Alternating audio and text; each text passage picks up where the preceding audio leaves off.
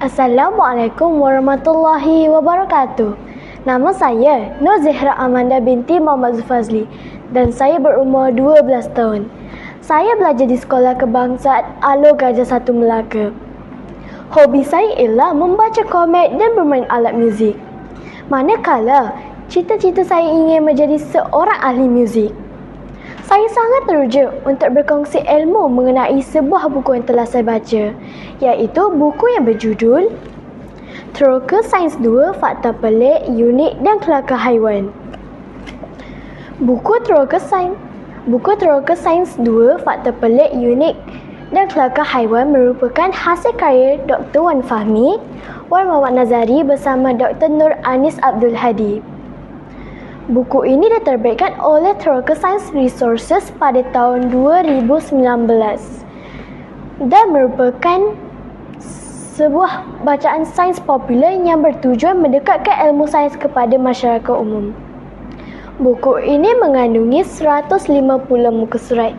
Terdapat juga edisi lain sekitar 160 muka surat dan dicetak dalam format berwarna penuh dengan ilustrasi serta gambar yang menarik. Secara keseluruhannya, buku ini memfokuskan kepada pelbagai fakta sains berkaitan dunia haiwan yang bersifat pelik, unik dan kadang-kadang mencuit hati.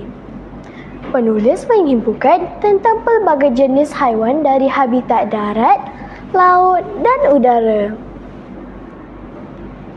Fakta-fakta yang diketengahkan bukan sahaja menarik, malah ada antaranya jarang diketahui oleh masyarakat umum.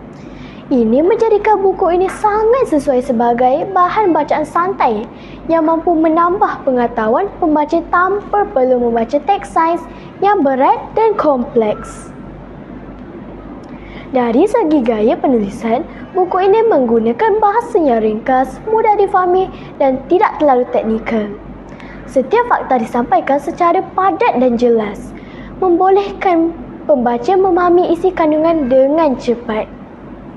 Pendekatan ini sangat sesuai untuk pembaca muda seperti pelajar sekolah rendah dan menengah, di samping orang dewasa yang ingin membaca bahan santai berunsur ilmiah. Gaya penyampaian yang santai juga membantu menghilangkan tanggapan bahawa sains merupakan subjek yang sukar dan membosankan.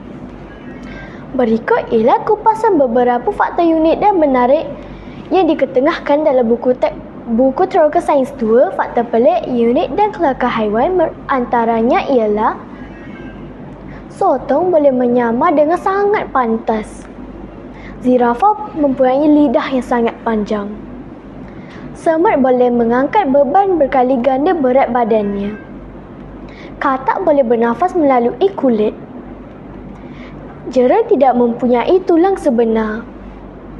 Gajah mempunyai ingatan yang sangat kuat. Rama-rama merasai makanan dengan kaki. Selain itu, kekuatan utama buku ini terletak pada penggunaan ilustrasi dan gambar berwarna pada setiap halaman. Semua fakta yang disampaikan disertakan dengan visual yang menarik dan segar, sekaligus menjadikan pengalaman pembaca lebih menyeronokkan.